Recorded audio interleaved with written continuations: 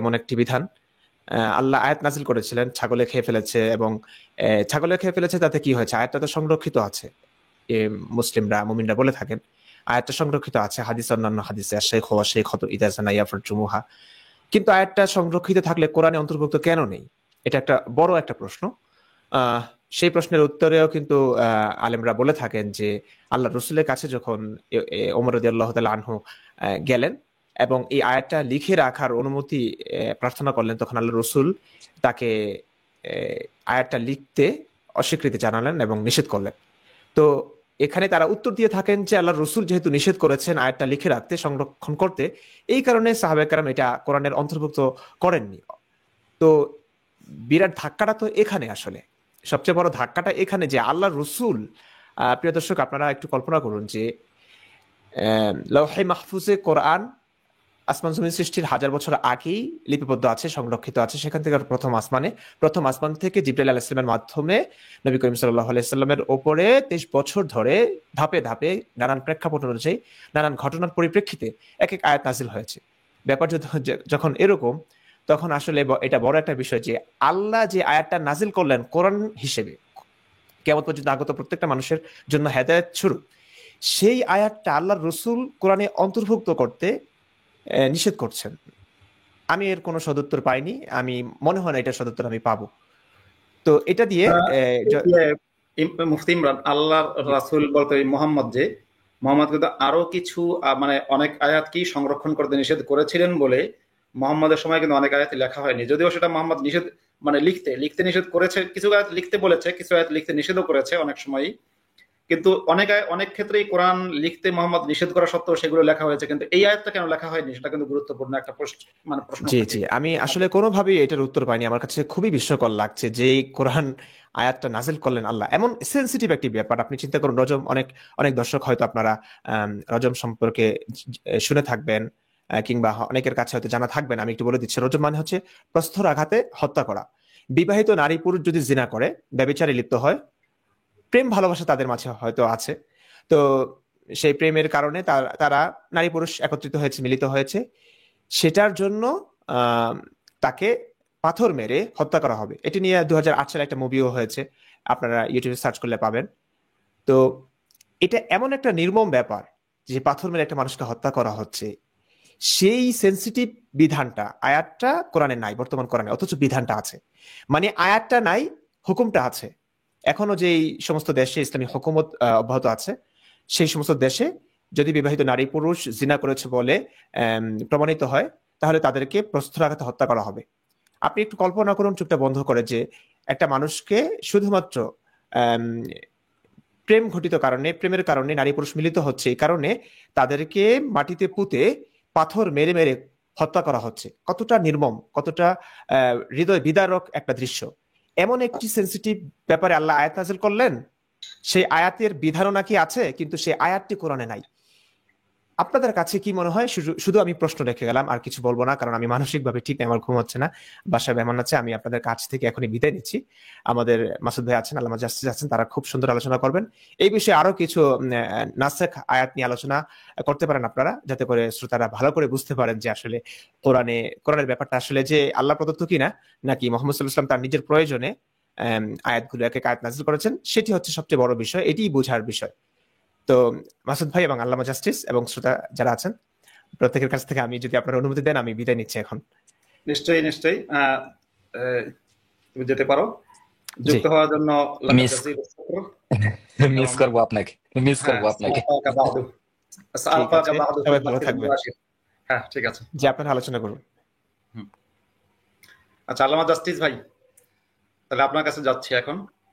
আচ্ছা, তো আমি আমার ওই যে মানসুখের যে আকসামটা, এটা একটু কন্টিনিউ করি। তো এখানে চলে আসবে যে কোন অনেক আয়াত তো মানসুখ হয়েছে, তো এখানে আমরা প্রশ্ন উঠাবো যে আল্লাহ যে এত আয়াত ভুলাই দিলেন, চ্যাপ্টারের পর চ্যাপ্টার আল্লাহ নিয়ে গেলেন, আল্লাহ বললেন যে আমি নাজিল করব, আমি মহা সংরক্ষণকারী, সংরক্ষণ করলেন না, এইগুলা নিয়ে আমরা আলোচনা করতেছি।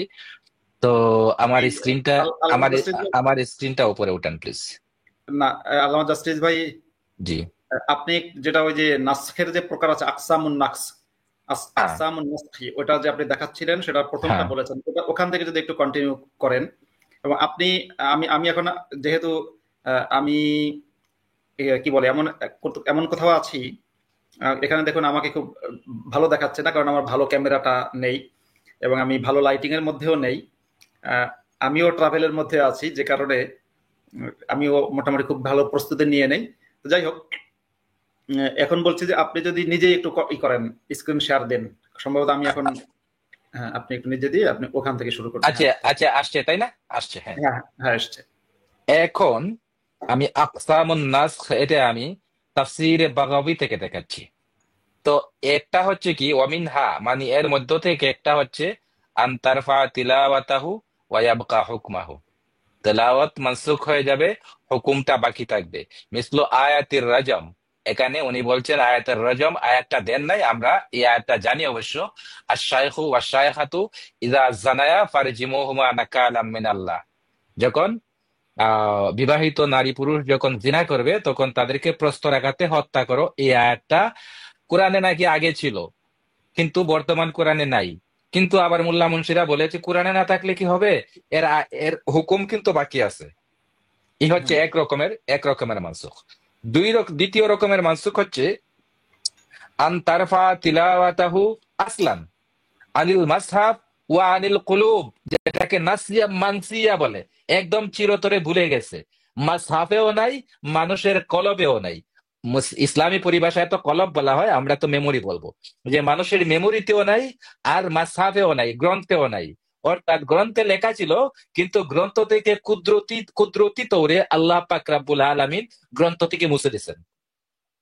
মানুষের মেমোরিতে ছিল, আল্লাহ পাক রাব্বুল আলামিন কুদরতি তৌরে মানুষের মেমোরি থেকেও মুছে দিচ্ছেন, অর্থাৎ কলব থেকে, ইসলামী পরিভাষায় কলব থেকে মুছে দিচ্ছেন, আর আমাদের বিজ্ঞানের পরিভাষায় বলবো মেমোরি থেকে মুছে দিচ্ছেন। এর উদাহরণ উনি দিয়েছেন কামা রুইয়া আন আবি উমামা ইবনে সাহাল ইবনে হানিফ আন্না কাওমান মিনাস সাহাবা কামু লাইলাতান লিয়াকরাউ সূরাতান, সাহাবাদের মধ্য থেকে একটি গ্রুপ রাত্রেবেলা কোরআন তেলাওয়াতের জন্য প্রস্তুতি নিল। একটা সূরা ওরা তেলাওয়াত করবে, একটা চ্যাপ্টার ওরা তেলাওয়াত করবে। ফালাম ইয়াযকুরু মিনহা, ওরা এই করে সূরাটা প্রস্তুতি নিচ্ছে, এই সূরাটা ওরা তেলাওয়াত করবে, কিন্তু কারো মনে আসতেছে না, কারো মনে আসতেছে না ইল্লা বিসমিল্লাহির রহমানির রহিম, এই সূরার বিসমিল্লাহির রহমানির রহিম ছাড়া আর কোনো কিছু কারো মনে আসতেছে না। দ্যাটস পুরাটা চ্যাপ্টার আল্লাহ নিয়ে গেছে, পুরাটা চ্যাপ্টার। ফাগাদাউ ইলা নবী, তো পরবর্তীতে সকালবেলা তারা নবীর কাছে গেল, ফাখবারুহু, এবং নবীকে বলল ঘটনা তো এরকমের, আমরা রাত্রেবেলা কোরআন তেলাওয়াত করতে চাচ্ছিলাম, ইবাদত বন্দেগী করতে চাচ্ছিলাম, একটা সূরা আমাদের তো আগে মেমোরিতে ছিল, ওই সূরাটা চাচ্ছিলাম যে তিলাওয়াত করব, কিন্তু আমরা কেউ মনে করতে পারতেছিলাম না, শুধু বিসমিল্লাহির রহমানির রহিমটাই মনে করতে পারতেছিলাম। তো নবী বললেন, ফাকালা রাসূলুল্লাহ, নবী বললেন, তিলকা সূরাতুন রুফিআত তিলাওয়াতুহা ওয়া আহকামুহা, এই সূরার তিলাওয়াত উঠায় নেওয়া হয়েছে এবং এর আহকামও উঠায় নেওয়া হয়েছে। আচ্ছা, তো এখন মুফতি মাসুদ ভাই আপনি কি বলবেন? আল্লাহ দিল, দিয়া উঠায় নিল কি জন্য? পুরাটা চ্যাপ্টারে উঠায় নিল, আর আল্লাহ এদিকে বলে তাহলে ইন্না নাহনু নাযালনা যিকরা ওয়া ইন্না লাহু লাহাফিজুন। আল্লাহ জাস্টিস ভাই, এখন তো আমার সেই তাহিরি হুজুরের কথা মনে পড়ে গেল। তাহিরি হুজুর বলেছিল না যে ওরে সিটার, সে ওরে চিটার মনে পড়ে গেল। কারণ দেখেন মোহাম্মদ কত বড় চিটার। মোহাম্মদ যদি এই আয়াতটা মনে থাকতো, মানে আমি আপনি যেটা বললেন আমি একটু সামারাইজ করি যাতে দর্শকদের বুঝতে সুবিধা হয়। ঘটনাটা হচ্ছে মোহাম্মদের কিছু সাহাবী কোন একটা, এই ঘটনাটাই তাফসিরে বাগাবী থেকে আমাদের আল্লাহ জাস্টিস ভাই দেখাচ্ছেন, এখানে আরবিতে যা লেখা আছে সেটা আমি সংক্ষেপে বলছি। মোহাম্মদের কিছু সাহাবী নামাজে দাঁড়িয়েছে, নামাজে দাঁড়িয়ে কোনো একটা সূরা পাঠ করবে সেজন্য দাঁড়িয়েছে, কিন্তু দাঁড়ানোর পরে শুধুমাত্র বিসমিল্লাহির রহমানির রহিম এইটাই পড়তে পেরেছে, আর কোনো সূরা মুখ দিয়ে বেরোচ্ছে না। যখন সূরা মুখ দিয়ে বেরোচ্ছে না, তখন তারা মোহাম্মদের কাছে গেছে, গিয়ে বলেছে হুজুর আমরা তো এই ঘটনা, আমরা একটা সূরা, হয়তো কোনো একটা নির্দিষ্ট সূরার কথা বলেছে, সে অমুক দিন আপনি নামাজ যেটা বলেছিলেন পড়েছিলেন, সেই সূরাটা আমরা নামাজে দাঁড়িয়ে পাঠ করার চেষ্টা করছি কিন্তু ভুলে গেছি, আপনি আমাদের একটু বলবেন সূরাটা, তাহলে আমরা আবার মুখস্থ করে নেব। তখন মোহাম্মদ বলল কি, যে না, ওই সূরাটা আল্লাহ তুলে নিয়ে গেছেন, আয়াত তো তুলে নিয়ে গেছেন, ওর হুকুমও তুলে নিয়ে গেছেন। চিটার মোহাম্মদ কত বড় চিটার। মোহাম্মদের যদি সূরাটা মনে থাকতো মোহাম্মদের যদি এই সূরাটা মনে থাকতো তাহলে কিন্তু মোহাম্মদ আমার ধারণা এই কথা বলতো না। তখন বলতো ঠিক আছে শোনো আমি বলছি তোমরা মুখস্থ করো। কিন্তু মোহাম্মদ নিজেও ভুলে গেছে, নিজে ভুলে যাওয়ার কারণে বলছে যে ওই আয়াতের ওই সূরার হুকুম বাতিল। এইভাবে করে করে এখানে আরেকটা জিনিস আপনি আল্লামা জাস্টিস ভাই ঠিক এর পরের যে লাইনটা আপনি স্ক্রিনে দেখাচ্ছেন, এখানে হ্যাঁ, এই যে কানাত সূরাতুল আহজাবি মিসলা সূরাতিল এটা এটা এটাও ইম্পর্টেন্ট বিষয়। আহজাবের ঘটনাও এখানে আছে। আহজাব ছাড়া আরেকটা সূরা এই সূরার নামই নাই, ইন সূরার নাম সব ভুলে গেছে। আর আহজাবের কথা এখানে আছে। আপনি যদি আপনি যদি অ্যারাবিকটা পরে লোকজনের জন্য ব্যাখ্যা করেন আরো বেটার হবে। হ্যাঁ, এখানে বলা আছে ওয়াকিলা, এবং এই তাফসীর ইবনে বাগাবীতে বলা আছে কানাত সূরাতুল আহজাবি মিসলা সূরাতিল বাকারা। সূরা আহজাব নামে কোরআনের যে সূরা আছে, এই সূরাটা সূরা বাকারার সমান সমপরিমাণ ছিল। সূরা বাকারা যেটা 286 আয়াত, সূরা আহজাব তার অর্ধেকের আয়াত না, অনেক কম। তো এই যে সূরা বাকারা 286 মানে 86 আয়াত, কোরআনের বৃহত্তম সূরার মতো এত বড় সূরা ছিল আহজাব। সেখান থেকে কি হয়েছে পরে লিখছে ফারুফিয়া আকসারুহা তিলাওয়াতুন তিলাওয়াতান ওয়া হুকমান। সূরা আহজাবের অধিকাংশ আয়াত সমূহকেই আল্লাহ তুলে নিয়ে গেছেন, এর তেলাওয়াত তুলে নিয়েছেন, এর হুকুমত তুলে নিয়ে গেছেন। আপনি ভাবুন যে বিরাট বড় একটা সূরা ছিল সূরা আহজাব, এর হুকুম আল্লাহ তুলে নিয়ে গেছে, তেলাওয়াত তুলে নিয়ে গেছে, সেটা আর নেই। মানে সেটা এখন মুসলিম বিশ্বের কেউ পড়ে না বা সেটা কোথাও নেই, সংরক্ষিত নেই। তারপরে কি আছে সুম্মা মান নাসাখাল হুকমা মা ইউরফাউ ওয়া ইউকামু গায়রা মাকামিহি। হ্যাঁ, তারপরে গিয়ে আপনার এই কি বলে হুকুম, কিছু এমন হুকুম আছে, আচ্ছা ওটা আপনি না হয় ওটা আপনি আলোচনা করবেন।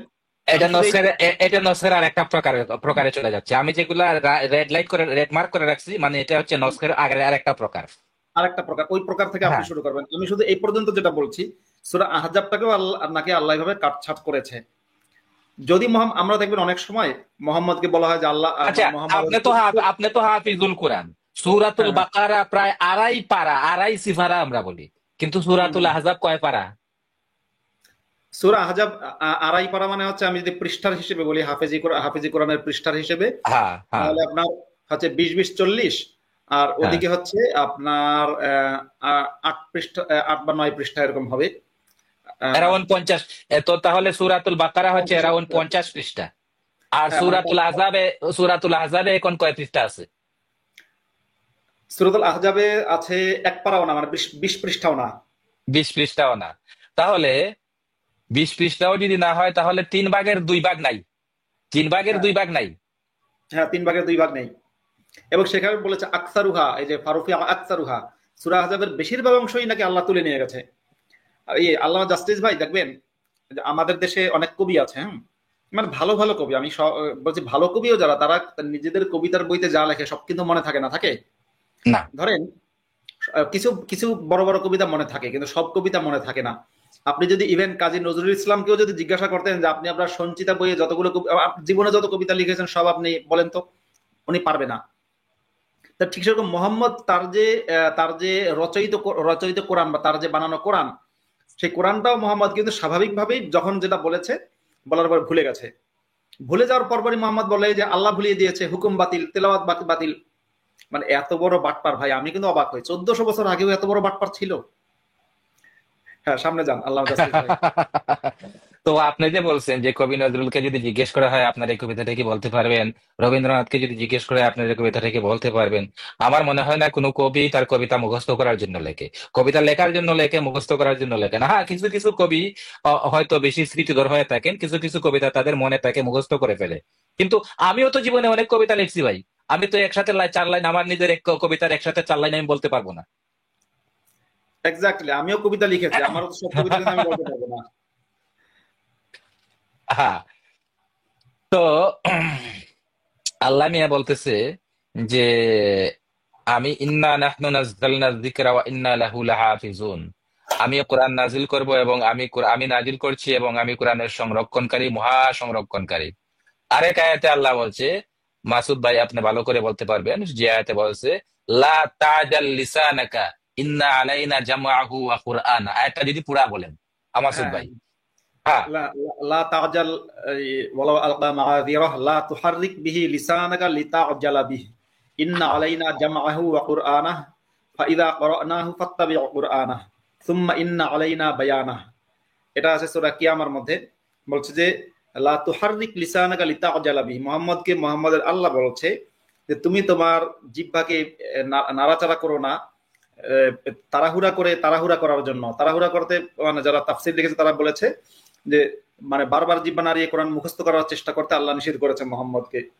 এরপর আল্লাহ বলছে ইন্না আলাইনা জামআহু ওয়া কুরআনাহ, আমাদের উপর দায়িত্ব হচ্ছে এটাকে জমা করা বা সংরক্ষণ করা এবং এটাকে পাঠ করা।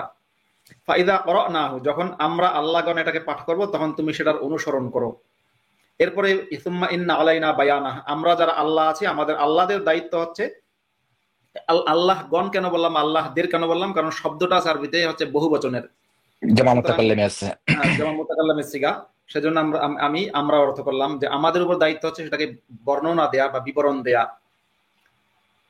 তো এই হচ্ছে কথা। মুহাম্মদকে নাকি মুহাম্মদের আল্লাহ মুখস্থ করতে নিষেধ করেছে কোরআন, তাহলে ভুলে যায় কেন, মুহাম্মদের কেন মনে থাকে না? আচ্ছা, তো এই আল্লাহ এখানে আল্লাহ এই যে আপনি আয়াতটা তেলাওয়াত করলেন, এই আয়াতে তো আল্লাহ নবী মুহাম্মদকে প্রতিশ্রুতি দিছে যে তোমার তাড়াহুড়া করার দরকার নাই। কারণ হচ্ছে নবীর উপরে যখন ওহী নাজিল হতো নবী তখন টেনশনে থাকতো, জিবরিল তেলাওয়াত শেষ করার আগেই উনি তেলাওয়াত করা শুরু করে দিত। যদি ভুলে যাই, না জানি যদি ভুলে যাই, তাহলে টেনশনে না থাকার জন্য আল্লাহ বলছে তোমার এত তাড়াহুড়া করার দরকার নাই, তোমার জিহ্বা নাড়াচাড়া করার দরকার নাই, তুমি শান্ত শিষ্ট সুবুধ বালকের মতো বসে থাকো। এই কোরআন তোমার মেমোরিতে, তোমার কলবে মাহফুজ করা, সংরক্ষণ করে দেওয়া আমার দায়িত্ব, এবং এই কোরআনের ব্যাখ্যা দেয়া আমার দায়িত্ব। তো সংরক্ষণ করার দায়িত্ব যদি আল্লাহর হয়, ব্যাখ্যা দেওয়ার দায়িত্ব তো যদি আল্লাহর হয়, তাহলে আল্লাহ সংরক্ষণ করে না কেন? আল্লাহ বলতেছে, এখানে সাহাবী বলতেছে একটা সূরা পুরা সূরাই নাই, আর একটা সূরাতুল আহজাবে বলছে 3/2 নাই। তো আল্লাহ সূরা দিল, দেওয়ার পরে এগুলা ভুলে গেল, তাহলে এগুলা তুলে নিল, তাহলে দেওয়ার অর্থ কি? পণ্ডশ্রম, আমাদেরকে পণ্ডশ্রমের শিক্ষা দিচ্ছে আল্লাহ। 2 নম্বর কথা হচ্ছে যে জামাহু ওয়া বায়ানা, আমরা এগুলাকে সংরক্ষণ করে দিব এবং আমরা এগুলাকে বর্ণনা করে দেব, বিশদ ব্যাখ্যা দেওয়ার দায়িত্ব আমাদের। এই জন্য আমি বলে থাকি যে মুফাসসিরগণ কোরআনের ব্যাখ্যা দেওয়ার দায়িত্ব কোত্থেকে নিল? আল্লাহ নিজে বলছে কোরআনের ব্যাখ্যা দেওয়ার দায়িত্ব আমার, তো মুফাসসির তো আল্লাহ ব্যাখ্যা দিয়ে দিছে যা দেওয়ার। এডিশনাল ব্যাখ্যা কোরআনের দেওয়ার দরকার নাই। এই জন্য আমি মুফাসসিরদেরকে সামটাইম অশ্রাব্য ভাষায় গালিগালাজ করি, তোমরা তো আল্লাহর উপর মাস্টারি করতে আইছো। আল্লাহ যেখানে বলছে ওয়ানাজ্জালনা আলাইকাল কিতাবা তিবয়ানাল লিকুল্লি শাই, আমরা তোমার উপরে এমন কিতাব নাজিল করেছি যে কিতাবে সবকিছুর সুস্পষ্ট বিশদ বর্ণনা আছে। সবকিছুর সুস্পষ্ট এবং বিশদ বর্ণনা যদি কোরআনে থাকে, তাহলে এখানে তুমি ইবনে কাসির কোত্থেকে আসছো আরো সুস্পষ্ট বর্ণনা দেওয়ার জন্য? দ্যাটস মিন আল্লাহর উপরে মাস্টারি করতে আইছো।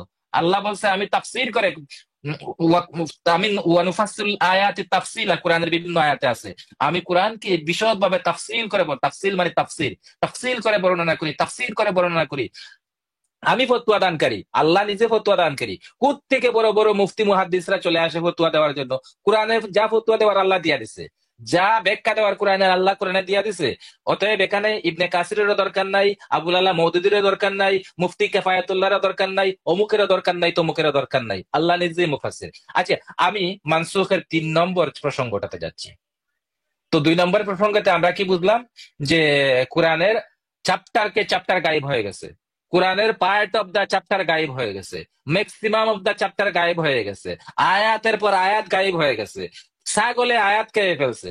আর আল্লাহ আবার ওইদিকে ওয়াদা দিয়ে বসে আছে এবং প্রমিস দিয়ে বসে আছে যে নাহনু নাযালনা যিকরা ওয়া ইন্না লাহু লাহাফিজুন, আমরা এই মহাগ্রন্থ নাজিল করেছি এবং আমরা এই মহাগ্রন্থের মহা সংরক্ষণকারী। এখন অন্য রকমের একটা নাস এপ্রোকেশনে যাচ্ছি, সেটা হচ্ছে সুম্মা মিন নাসখিল হুকুম মা ইয়ারফাউ ওয়া ইউকামু গায়রাহু মুকামা, অর্থাৎ হুকুমটাকে উঠিয়ে দেওয়া হবে এবং এর পরিবর্তে আরেকটা হুকুম এখানে দিয়ে দেওয়া হবে। এটা হচ্ছে এব্রোগেশনের আরেকটা প্রকার। এটা হচ্ছে 3 নম্বর প্রকার। আমি যদি বলি 3 নম্বর প্রকার, এখানে আমি 3টা প্রকারই নিয়ে আসছি। কামা আন্নাল কিবলাতা নুসিহাত মিন বাইতুল মুকাদ্দাস ইলাল কাবা, অর্থাৎ বাইতুল মুকাদ্দাস মুসলমানদের প্রথম কাবা ছিল, প্রথম কিবলা ছিল। কিবলা মানে হচ্ছে যেদিকে মুখ, যেদিকে রুখ করে সালাত আদায় করা হয় ওই দিকটাকে, বা ওই যে জিনিসটাকে উদ্দেশ্য করে সালাত আদায় করা হয় ওই জিনিসটাকে কাবা বলে, কিবলা বলে। তো মুসলমানদের সর্বপ্রথম কিবলা ছিল বাইতুল মুকাদ্দাস, বাইতুল মুকাদ্দাসকে ওরা প্রথমে সিজদা করতো। তারপরে নবী মোহাম্মদ এটার মনোভূত হলো না, নবী মোহাম্মদ চিন্তা করলো মনে মনে, বাইতুল মুকাদ্দাস যদি কিবলা থাকে তাহলে সব বিজনেস তো বাইতুল মুকাদ্দাসে চলে যাবে, আমার মক্কায় তো কোনো বিজনেস থাকবে না, আমি তো উপকৃত হব না। তো মোহাম্মদ মনে মনে মনঃক্ষুণ্ণ হলো, মনঃক্ষুণ্ণ হয়ে তারপরে নিজে নিজে থেকেই বাইতুল মুকাদ্দাসের কিবলাকে বাইতুল্লাহ অর্থাৎ কাবার দিকে পরিবর্তন করে দিল, আর আল্লাহর নামে আয়াত নাযিল করে দিল। এই কিবলাটা বদল যখন হয়েছিল তখন ওরা সালাত আদায় করতেছিল, সালাতের মাঝখানে নবী মুহাম্মদের হঠাৎ করে ইয়াদ হয়ে গেল, না আর বাইতুল মুকাদ্দাসের দিকে রুখ করে সালাত আদায় করবো না। একদম একদম মানে ফৌরান অতি বিলম্বে তারা বাইতুল মুকাদ্দাসকে পিছনে ফেলে দিয়ে ওরা মক্কাকে কিবলা বানাইয়া এইদিকে সালাত আদায় করলো। এই জন্য একটা মসজিদের নামে আছে মসজিদ জুল কিবলাতাইন, অর্থাৎ এই মসজিদে দুই কিবলায় নামাজ আদায় করা হয়েছিল, একই সালাত দুই কিবলায় আদায় করা হয়েছিল। তো আচ্ছা, মাসুদ ভাই আপনি হয়তো এই আয়াতগুলা আপনার মেমোরিতে আছে, আমার মেমোরিতে আয়াতগুলা নাই, আমি নিয়ে আসি নাই, সময়ের অভাবে আমি নিয়ে আসতে পারি নাই। যদি আমরা এটা থার্ড লাইভ করি তাহলে এটা আমি আয়াতগুলা নিয়ে আসবো। তো বাইতুল মুকাদ্দাস থেকে বাইতুল্লাহর দিকে যখন তারা কিবলা পরিবর্তন করলো, এই আয়াতটা মুহাম্মদ কি নিয়ে আসলো? আইনামা কুনতুম ফাসাম্মা, নো আয়াতটা এটা না। মাসুদ ভাই শুনতে পাচ্ছেন আমাকে? হ্যাঁ, আমি কথা বলছিলাম, মিউট করে, সরি। হ্যাঁ, ওটা ওই হচ্ছে, আয়াতটা ওই আয়াতটা জানি কি আমার মেমোরি থেকে চলে গেছে। ও আচ্ছা, সেটা হচ্ছে ওয়ালিল্লাহিল মাশরিক ওয়াল মাগরিব ফাআইনামা তুওয়াল্লু ফাসাম্মা ওয়াজহুল্লাহ, এটা কি? না এটা না, ওই যে ওই যে কিবলার মক্কার দিকে কেউ রুখ করে সালাত আদায় করার কথা বলছে। ও আচ্ছা, ওই সায়াকুলু সুফাহাউ মিনান নাসি মা ওয়াল্লাহুম আন কিবলাতিহিম আল্লাতী কানু আলাইহা কুল লিল্লাহিল মাশরিক ওয়াল মাগরিব, এটা কি? হ্যাঁ, আর একটা আয়াতে স্পেসিফিক করে বলা আছে যে আইনামা কুনতুম ফাতাম ফাতাম ও আচ্ছা, না, বুঝতে পেরেছি। তোমরা তোমরা কাবার দিকে রুখ করো, কাবার দিকে ও রুখ করো, হ্যাঁ, এরকম একটা বুঝতে আয়াত আছে। পেরেছি। হ্যাঁ, এটা হ্যাঁ, হচ্ছে قد نرى تقلب وجهك في السماء ওইটাই এটাই এটাই فلنولينك এটাই قبلة ترضاها فول وجهك شطر المسجد الحرام ফাওয়াল্লি ওয়াজহাকা শাতরাল মাসজিদিল হারাম, এই আয়াতটা নামাজের মাঝখানে নবী মুহাম্মদ বানাই ফেলছিল। হ্যাঁ সূরা সূরা আল বাকারা, আমি আয়াত নাম্বারটা একটু বলে দিই দর্শকদের সুবিধার জন্য। হ্যাঁ সূরা নাম্বার 2, সূরা আল বাকারা, আয়াত নাম্বার 144। হ্যাঁ, বলুন। এই আয়াতটা নবী মুহাম্মদ নামাজের মাঝখানেই বানায় ফেলছিল। একটা ফরজ সালাত সে আদায় করতেছিল, তার মনের মধ্যে একটা ব্যবসায়িক ধান্দা আসলো যে আমি যদি বাইতুল মুকাদ্দাসের দিকে রুখ করে সালাতে আদায় করি তাহলে বাইতুল মুকাদ্দাস তো বিজনেসের হাব বনে যাবে, আর ওটা যদি বিজনেস হাব বনে যায় তাহলে ওইখান থেকে যে লিল্লাহ সাদকা ইত্যাদি আসবে এর ভাগ তো আমি পাবো না, এগুলা তো ইহুদি নাসারা ভাগ বসায় নিয়ে যাবে, আমি সেখানে ভাগ বসাতে পারবো না, ওরা তো শক্তিশালী। অতএব এই লিল্লাহ সাদকা যেন আমার হাতে আসে, আমি যেন ভাগ বসাতে পারি, সে নামাজের ভিতর থেকে এই আয়াতটা নাযিল করে ফেললো। একটু একটু আমি, আমার জাস্টিস ভাই এখানে কিছু বলার আছে। সেটা হচ্ছে, এই যে আপনি জি বলেন বাইতুল মুকাদ্দাস নামে কোনো মসজিদের অস্তিত্বই তখন ছিল না, প্রথম কথা। দ্বিতীয় নম্বর কথা হচ্ছে, মানে আসলে ওই নামে কোনো মসজিদ ছিলই না। বাইতুল মুকাদ্দাস নামে মসজিদটা পরবর্তীতে মুহাম্মাদের মৃত্যুর অনেক বছর পরে ওমরের মাধ্যমে নির্মিত হয়েছে। আর এখানে কোরআনের আয়াতের মধ্যেও কিন্তু বাইতুল মুকাদ্দাসের কথা লেখা নেই। এখানে যে আয়াতটা আমি পাঠ করলাম সূরা আল বাকারার, তার অর্থ হচ্ছে যে নিশ্চয়ই আমরা তোমাকে দেখেছি, মোহাম্মদকে লক্ষ্য করে বলা হচ্ছে, তুমি মোহাম্মদ তোমাকে দেখেছি আকাশের দিকে মুখ ফেরাতে দেখেছি। সুতরাং আমরা তোমাকে এমন কেবলার দিকে মুখ ফিরিয়ে দিচ্ছি, বা এমন কেবলাকে তোমার জন্য তৈরি করছি যেটা যার প্রতি তুমি সন্তুষ্ট।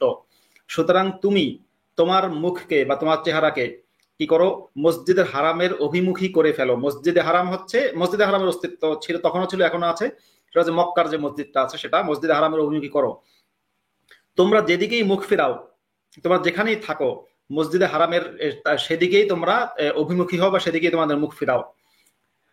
আর নিশ্চয়ই যাদেরকে কিতাব দান করা হয়েছে তারা জানে যে এটাই হচ্ছে তাদের রবের পক্ষ থেকে সঠিক বা সত্য। নিশ্চয়ই আল্লাহ তারা যা করে সে সম্পর্কে বেখবর নন। তো বাইতুল মুকাদ্দাস বলতে কোনো মসজিদ ছিল না। মূলত মোহাম্মদ ইহুদিরা যেদিকে ফিরে নামাজ পড়তো, ইহুদিদের যে কেবলা ছিল, ইহুদিদের কেবলা বা ইহুদিরা যেদিকে ফিরে তাদের প্রেয়ার করতো বা নামাজ পড়তো, মোহাম্মদ সেদিকে ফিরে নামাজ পড়া শুরু করেছিলেন ইহুদিদের খুশি করার জন্য। মোহাম্মদের একটা ধারণা ছিল এতে করে, এবং মোহাম্মদ কিন্তু ওই সময় দেখবেন খুব ঘন ঘন মুসার কথা বলতো, মুসার প্রশংসা করতো কোরআনের আয়াতের মধ্যে। তো মোহাম্মদের একটা ধারণা ছিল যে মুসার কথা বারবার বললে, মুসার প্রশংসা করলে, ইহুদিদের কেবলা থেকে ফিরে নামাজ পড়লে ইহুদিরা বুঝি মোহাম্মদের ধর্মটাকে গ্রহণ করবে।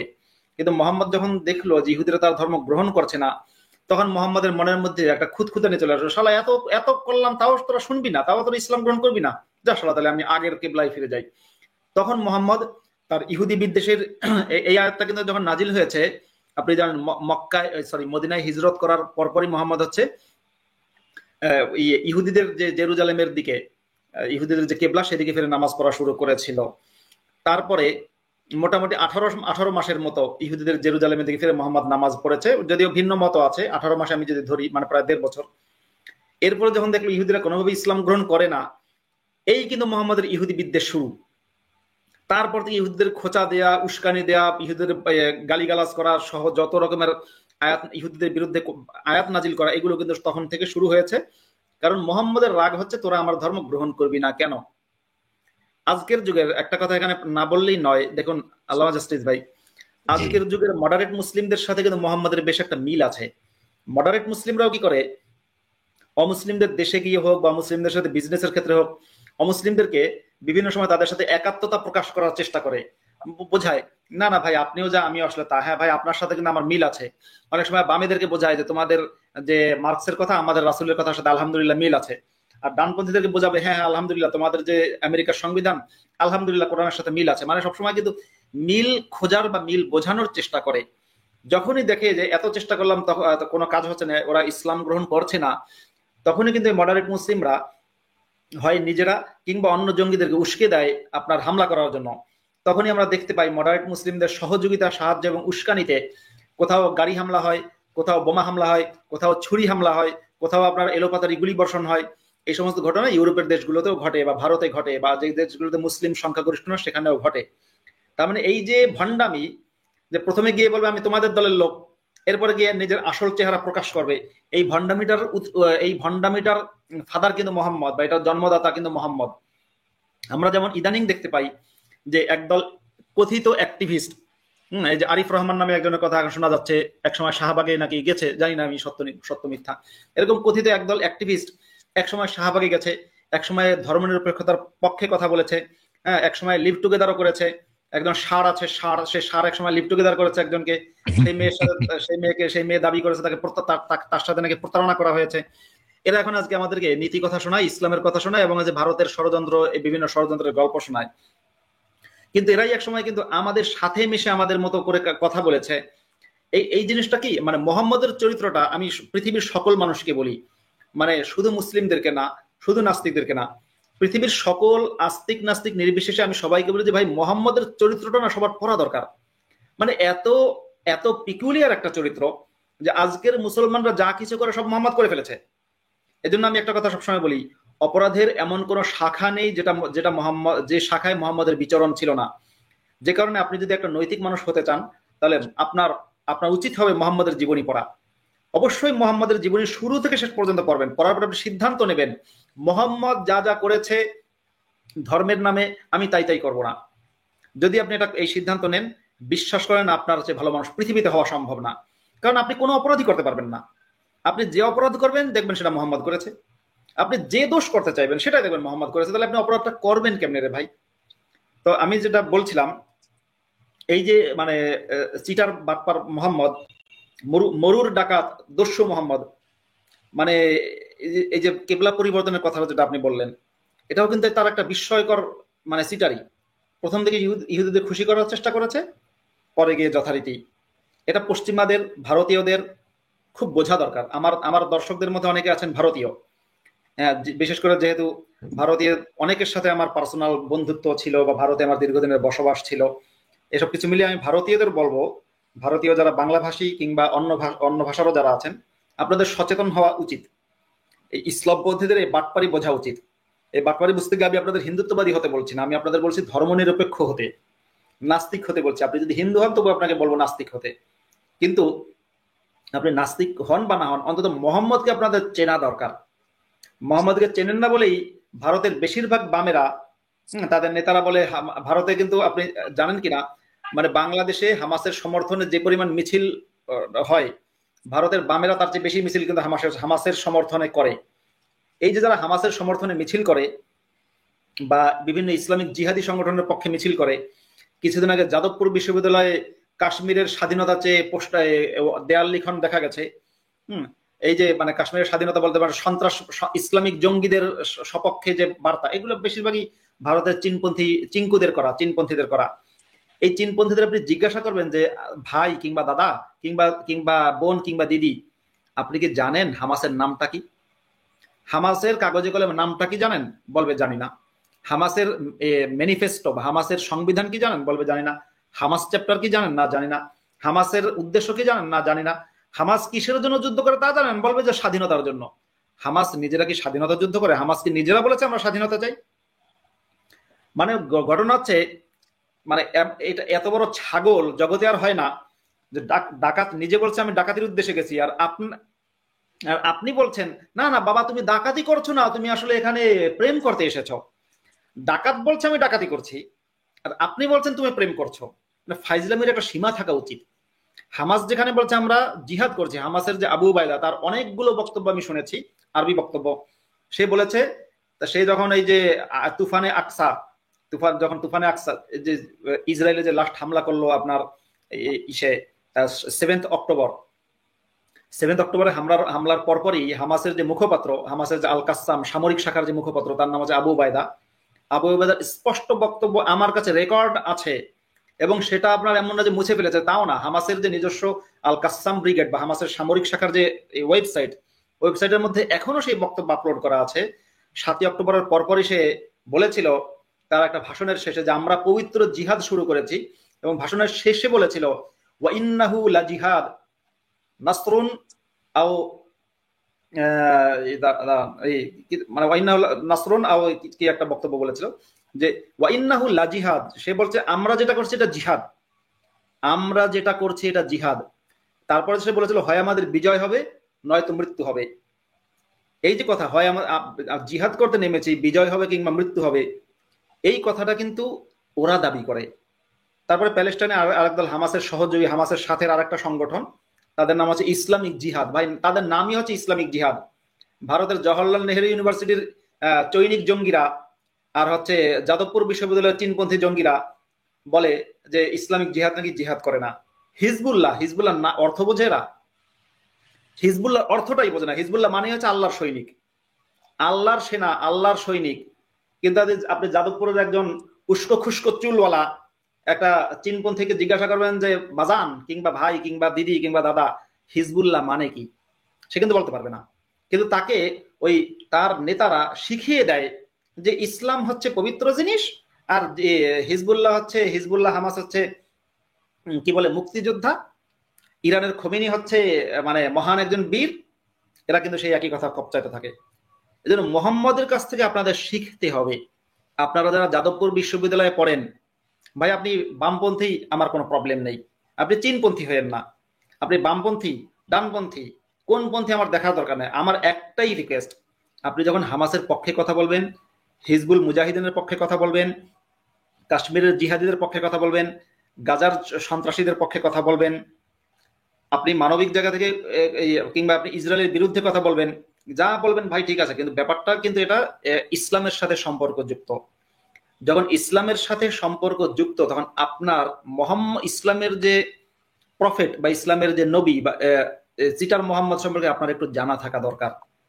আপনারা ভাবতে পারবেন না যে আজকের যুগে আপনি অরুন্ধতী রায়, আপনি যতটা চিটার, আপনার যে 50 গুণ বেশি চিটার 1400 বছর আগে জন্মগ্রহণ করেছে মক্কায়। আপনার যে আপনি যত চিটারি করে করে আপনার অনুসারীদেরকে জঙ্গি বানানোর চেষ্টা করবেন, তার যে বড় চিটার মোহাম্মদ। সুতরাং আপনাদের উচিত অরুন্ধতী রায়ের বই পড়বেন, আই হ্যাভ নো প্রবলেম, পড়েন। নম চমস্কির বই পড়বেন, পরে জঙ্গি হবেন, তারপরে চিৎকার করবেন মুসলমানদের ঘরে বাচ্চা বেশি লাগবে, মুসলমানদের জন্য মাদ্রাসা লাগবে, চিৎকার করবেন। ভাই করার আগে একটু দয়া করে মোহাম্মদের জীবনীটা পড়েন। কি বই পড়বেন? দুটো বই পড়তে বলবো। একটা হচ্ছে সিরাত ইবনে হিসামের লেখা সিরাতুন নবী বা মোহাম্মদের জীবনী, লেখকের নাম ইবনে হিসাম।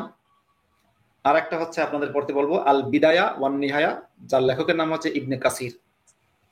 এই দুটো বই অন্তত একটু মোহাম্মদকে জানার জন্য খুব পড়া দরকার আপনাদের। সাথে এটুকু বলে দিচ্ছি, এই দুই বইয়ের লেখক মানে ইবনে হিসাম এবং ইবনে কাসির, এই দুই বইয়ের লেখক নাস্তিকও না, অমুসলিমও না, এমনকি সাধারণ মুসলিমও না, মুসলমানদের দৃষ্টিতে এই দুই বইয়ের লেখক হচ্ছে আল্লাহর খুবই প্রিয় পাত্র এবং তাদের লেখা অথেন্টিক। মুসলমানরা এটাকে অথেন্টিক মনে করে। তাহলে মোহাম্মদকে জানার জন্য আমি আপনাদেরকে এমন দুটো বইয়ের সাজেশন করছি, এমন দুটো বই সাজেস্ট করছি, যে বই দুটো পৃথিবীর সমস্ত মুসলমানদের কাছে গ্রহণযোগ্য এবং সমস্ত মুসলমানরা দাবি করে, বিশ্বাস করে যে বইতে যা লেখা আছে তা সত্য, সেইটাই পড়তে বলছি। আমি আপনাদেরকে কোন নাস্তিকের লেখা লেখাও এখন পড়তে বলছি না। পড়বেন, অবশ্যই পড়া ভালো, আরো আলী মাতুব্বরের বই পড়বেন, তসলিমা নাসরিনের লেখা বই পড়বেন, কিন্তু সাথে সাথে আমি ইসলামের বইও পড়তে বলছি মোহাম্মদকে জানা।